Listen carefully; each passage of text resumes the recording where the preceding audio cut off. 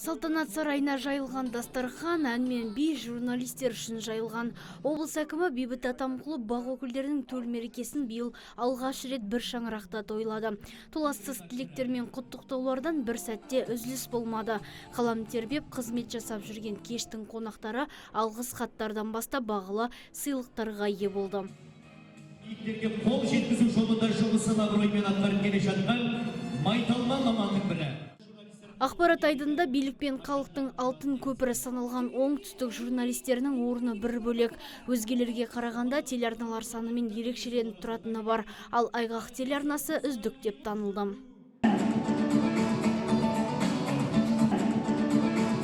Сонымен қатар 2 жылдан бері бақ саласында аяқ басып, еңсесін тіктеп, республика көлемінде жаңалықтар таратып, көрерменнің көңілінен шыққан ТВК арнасының еңбегі еш қалмады.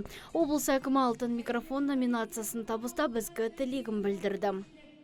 Журналист мамандығы қиындығы мен қызығы мол, жан-жақты білімділікті талап ететін жауапты сала.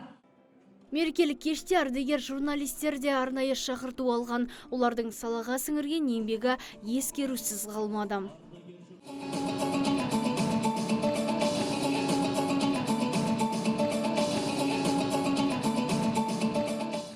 Арқалағаны алтын, жегені жантақ журналистердің жұмысы, жеткен жетістігі, төккен тері бағаланатын сәт концерттік бағдарламаға ұласты.